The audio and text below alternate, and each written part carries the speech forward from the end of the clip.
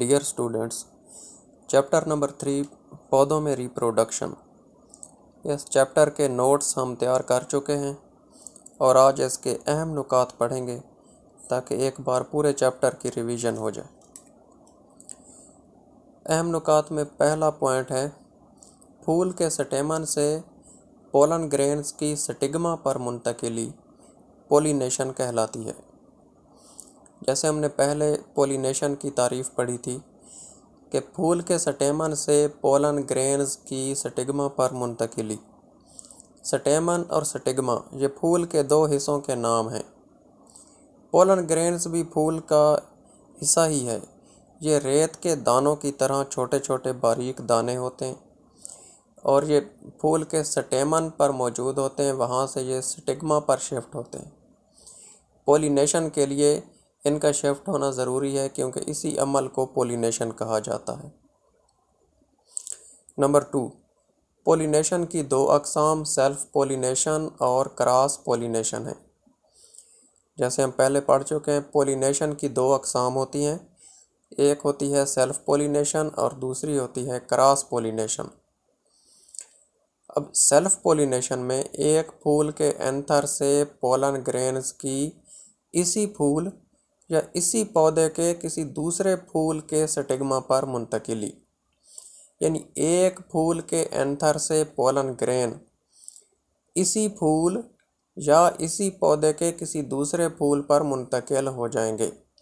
यानी एक ही पौधा होगा, इसमें और कोई पौधा इन्वॉल्व नहीं होगा। इसको कहते हैं सेल्फ पोलिनेशन। यानी एक ही पौधे ने खुद अपने आप को पोलिनेट किया है, किसी और पौधे की हेल्प उसने नहीं ली। लेकिन इसके उलट जो क्रॉस पोलिनेशन होती है, उसमें एक फूल के एंथर से पोलन ग्रेन्स की इसी नस्ल के किसी दूसरे पौधे के फूल के स्टिग्मा पर मुंतकिली, यानी इसमें दो या दो से ज़्यादा पौधे इन्वॉल्व हो जाते हैं।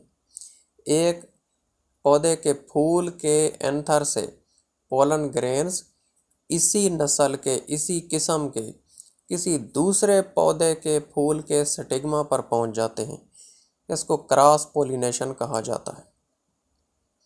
रंगदार पेटल्स, लंबे और चिपकवे स्टिग्मा, नेक्टर और खुशबू ऐसे अवामिल हैं जो पौधों में क्रॉस पोलिनेशन में मुआविन होते हैं।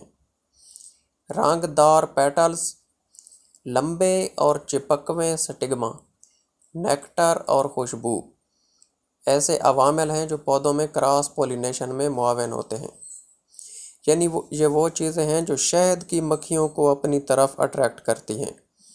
रंगदार पेटल्स यानी फूलों की रंगदार पत्तियाँ, लंबे और चिपकवे स्टिग्मा, चिपकवे का मतलब है चिमट जाने वाले, जिस्म से चिपक जाने वाले। नेक्टर, नेक्टर कहते हैं फूलों के रस को। और खुशबू, ये ऐसी चीज़ें हैं जो शहद की मक्खियों को अपनी तरफ खींचती हैं। इन्हीं पर शहद की मक्खियाँ आती हैं और पोलन ग्रेन्स उनके जिस्म के साथ चिमट जाते हैं और वहाँ से वो एक फूल से दूसरे फूल पर या दूसरे पौधे पर मुंतकिल हो जाते हैं।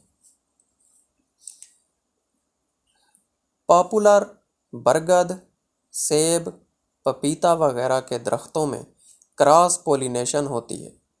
इससे हमें यह भी पता चल रहा है कि पोलिनेशन सिर्फ छोटे पौधों या जड़ी बूटियों में नहीं होती, बल्कि बड़े दरख्तों में भी हो सकती है। बड़े दरख्त जैसा कि पॉपुलर, बरगद, पपीता वगैरह।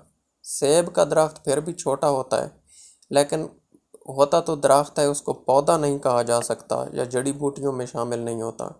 तो पॉपुलर, बरगद, सेब, पपीता वगैरह के दरख्तों में क्रॉस पोलिनेशन होती है। पौधे एसेक्सुअल और सेक्सुअल रिप्रोडक्शन दोनों से अपनी नस्ल आगे बढ़ाते हैं। यानी पौधों में अपनी नस्ल आगे बढ़ाने के लिए दोनों तरीके मौजूद होते हैं, एसेक्सुअल भी और सेक्सुअल भी। जो सेक्सुअल है उसमें दो पौधे इन्वॉल्व होते हैं और एसेक्सुअल में सिर्फ एक पौधा इन्वॉल्व होता है। जैसे मैं पहले भी बता चुका हूँ, कुछ समुद्री जानवर ऐसे हैं जो खुद अपने आप को प्रेग्नेंट कर सकते हैं, یعنی کہ وہ ایک ہی جانور نر بھی ہوتا ہے مادہ بھی ہوتا ہے، ان کو کسی اور کی ضرورت نہیں ہوتی، خود ہی اپنے آپ کو پریگننٹ کر سکتے ہیں۔ تو اسی طرح کچھ پودے بھی اے سیکسول ریپروڈکشن کے ذریعے اپنی نسل کو آگے بڑھا سکتے ہیں، لیکن ان میں سیکسول پروڈکشن بھی موجود ہوتی ہے۔ اے سیکسول ریپروڈکشن میں صرف ایک ہی آبائی سیل بچے کی شکل میں نشو و نما پاتا ہے، یعنی نر اور مادہ دونوں کے جنسی سیلز کی ضرورت نہیں ہوتی۔ نر اور مادہ دونوں کے جنسی سیلز، جن کو گیمٹس کہا جاتا ہے، جو مل کر زائگوٹ بناتے ہیں، وہ پروسیس نہیں ہوتا۔ آبائی سیل صرف ایک ہی ہوتا ہے اور اسی سے نسل آگے چل سکتی ہے۔ سیکسول ریپروڈکشن میں دونوں والدین سے آنے والے دونوں گیمٹس مل کر زائگوٹ بناتے ہیں، یعنی جو سیکسول ریپروڈکشن ہے اس میں نر جنسی سیل اور مادہ جنسی سیل، نر جنسی سیل جن کو سپرم کہا جاتا ہے اور مادہ جنسی سیلز جن کو انڈا کہا جاتا ہے، یہ دونوں مل کر، ان کو اوورال دونوں کو گیمٹس کہا جاتا ہے اور یہ مل کر زائگوٹ بناتے ہیں۔ سپرم اور انڈے کے باہم ملاپ کا عمل فرٹیلائزیشن کہلاتا ہے، یعنی سپرم اور انڈا اگر آپس میں ملیں اور زائگوٹ بنے، یہ پورا عمل فرٹیلائزیشن کہلاتا ہے۔ اس پورے پروسیس کو کہا جاتا ہے فرٹیلائزیشن۔ فرٹیلائزیشن کے بعد پھول کی اووری پھل میں، جبکہ اوویولز بیج میں تبدیل ہو جاتے ہیں۔ کسی بھی درخت کا جو پھل ہے، درخت پہ ڈائریکٹ پھل نہیں لگتا بلکہ پہلے پھول لگتا ہے۔ پھول بعد میں اپنی شکل تبدیل کر کے پھل بن جاتا ہے، پھل میں تبدیل ہو جاتا ہے، اور پھول کے اندر اوویول ہوتے ہیں، جو سمجھو کہ وہ بیج کی ایک کچی شکل ہوتی ہے، کچے بیج ہوتے ہیں، باریک، چھوٹے، نرم، کمزور۔ جب پھل بنتا ہے تو وہ جو اوویول ہوتے ہیں وہ بیج بن جاتے ہیں۔ تو پھلوں میں ہمیں جو بیج نظر آتے ہیں یہ پہلے اوویول تھے، جبکہ پھل خود بھی پہلے پھول تھا، بعد میں پھل بنا، اور اس کے اندر، پھول کے اندر جو اوویول تھے، وہ جب پھل بن گیا تو وہ بھی بیج بن گئے۔ تو اہم نکات ہم ڈسکس کر چکے ہیں۔ اس کے بعد ہے مندرجہ ذیل ہر جملے کو درست اصطلاح لکھ کر مکمل کریں، یعنی یہ 5 ڈیفینیشنز دی گئی ہیں اور ہم نے بتانا ہے کہ یہ کس چیز کی ڈیفینیشن ہے۔ یہ بیج کی حفاظت کرتا ہے۔ بیج کی حفاظت پھل کرتا ہے، اس لیے پھل کے اندر بیج ہوتے ہیں۔ پھل بیج کی حفاظت کے لیے ہوتا ہے۔ پہلے پھول ہوتا ہے، اس میں بیج اپنی اصلی شکل میں، اصل حالت میں موجود نہیں ہوتا بلکہ اوویول کی شکل میں موجود ہوتا ہے۔ جب پھل بنتا ہے تو پھر اوویول بیج بن جاتا ہے۔ نر اور مادہ جنسی سیلز، ان کو کیا کہا جاتا ہے؟ نر اور مادہ جنسی سیلز کو گیمٹس کہا جاتا ہے۔ گیمٹس، اگر گیمٹس کا لفظ ہم سن لیں تو اس کا مطلب ہے کہ نر اور مادہ جنسی سیل، یعنی کہ سپرم اور انڈا دونوں کی بات ہو رہی ہے۔ تو نر اور مادہ جنسی سیلز گیمٹس کہلاتے ہیں۔ ایک ہی قسم کے 2 پودوں کے درمیان پولن گرینز کا تبادلہ۔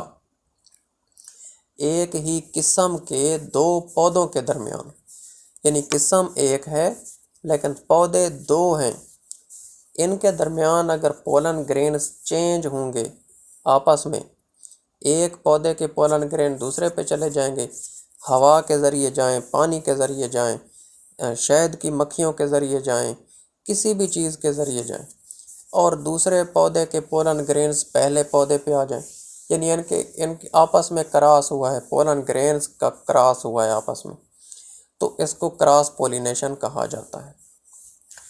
گھاس کی نسل کے زیادہ تر پودوں میں ہونے والی پولینیشن، یعنی کہ ایسی جڑی بوٹیاں یا ایسے چھوٹے پودے جن کو اوورال گھاس کہا جاتا ہے، گھاس میں شامل ہوتے ہیں، ان میں زیادہ تر سیلف پولینیشن ہوتی ہے، ان میں کراس پولینیشن نہیں ہوتی، سیلف پولینیشن ہوتی ہے۔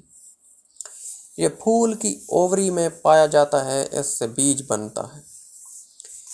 اوویول، بیج اوویول سے بنتا ہے، پہلے اوویول ہوتا ہے اور پھول ہوتا ہے، پھر پھول پھل بن جاتا ہے اور اوویول بیج بن جاتا ہے۔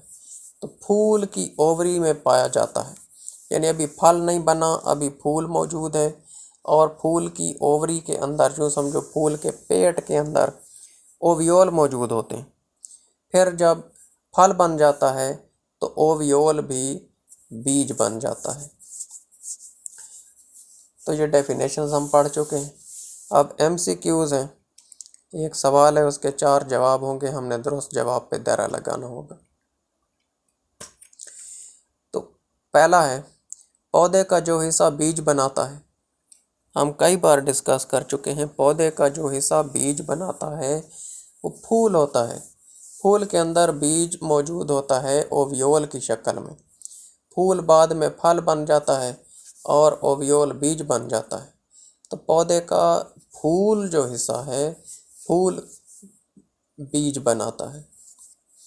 جب شہد کی مکھی کسی پھول پر بیٹھتی ہے تو پولن گرینز اس کے جسم سے چمٹ جاتے ہیں۔ جب شہد کی مکھی کسی پھول پر بیٹھتی ہے تو پولن گرینز اس کے جسم سے چمٹ جاتے ہیں۔ اس چیپٹر کا جو ٹائٹل ہے، اس پہ جو پکچر بنی ہوئی ہے، اس پہ بھی آپ دیکھ سکتے ہیں کہ شہد کی مکھی ایک پھول پر بیٹھی ہوئی ہے اور بہت سے یلو کلر کے پولن گرینز اس کی ٹانگوں کے ساتھ چمٹے ہوئے ہیں۔ اسی طرح یہ شہد کی مکھی اب یہاں سے اڑ کے کسی اور پودے پہ جا کے بیٹھے گی تو یہ پولن گرینز جو اس پودے کے ہیں یہ دوسرے پودے پہ پہنچ جائیں گے۔ اس طرح یہ تبادلہ کر لیتے ہیں، شفٹ ہو جاتے ہیں، ایک جگہ سے دوسری جگہ ٹرانسفر ہو جاتے ہیں۔ اور وہی مکھی اگر پھر اس پھول سے اڑ کے کسی اور پھول پہ جا کے بیٹھے گی تو پھر ہو سکتا ہے یہی پولن گرینز تیسرے پودے پہ بھی پہنچ جائیں، یا درمیان میں وہ جس دوسرے پودے پہ بیٹھی تھی اس کے پولن گرینز بھی اس کی ٹانگوں کے ساتھ چمٹ جائیں اور ان دونوں کے پولن گرینز ادھر پہنچ جائیں۔ تو اس طرح پولن گرینز شہد کی مکھیوں کے ذریعے ایک پودے سے دوسرے پودے میں ٹرانسفر ہوتے ہیں، اور شہد کی مکھیاں زیادہ تر ان پودوں پہ آتی ہیں جو زیادہ رنگین ہوتے ہیں، رنگ برنگے ہوتے ہیں، ان کی پتیاں شوخ رنگوں کی ہوتی ہیں تاکہ دور سے شہد کی مکھیاں ان کو دیکھ سکیں اور ان کی طرف آ سکیں۔ اور ان میں نیکٹر ہوتا ہے، نیکٹر رس کو کہا جاتا ہے، جو پودوں کے اندر رس ہوتا ہے جو کڑوا ہوتا ہے، بہت کڑوا۔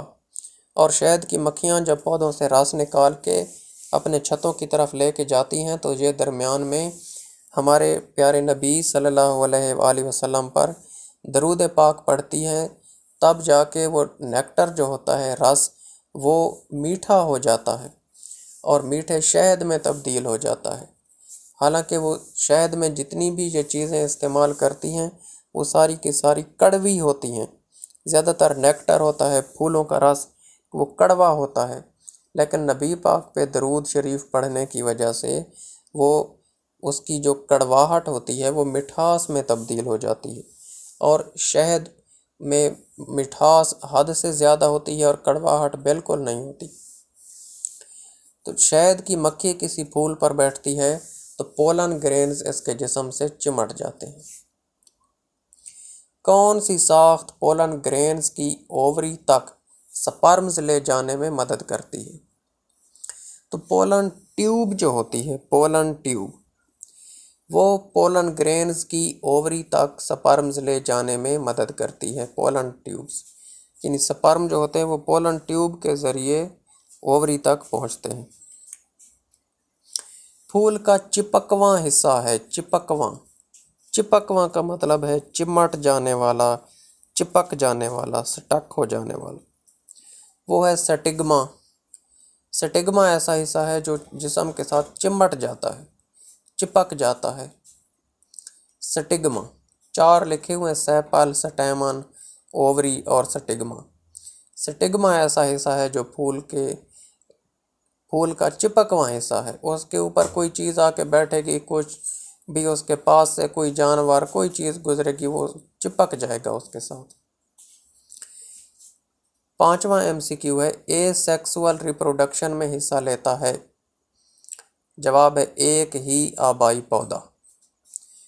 اے سیکسول میں صرف ایک ہی آبائی پودا حصہ لیتا ہے، اس میں کسی اور پودے کی ضرورت نہیں ہوتی، لیکن جو سیکسول ریپروڈکشن ہوتی ہے اس میں 2 پودوں کی ضرورت ہوتی ہے، لیکن اے سیکسول میں دوسرے پودے کی ضرورت نہیں ہوتی، صرف ایک ہی آبائی پودا ریپروڈکشن میں حصہ لیتا ہے۔ تو آج کا چیپٹر کمپلیٹ ہو گیا ہے، انشاءاللہ اگلے چیپٹر کے ساتھ بہت جلد پھر حاضر ہوں گے، تب تک کے لیے اجازت دیجیے، اللہ حافظ۔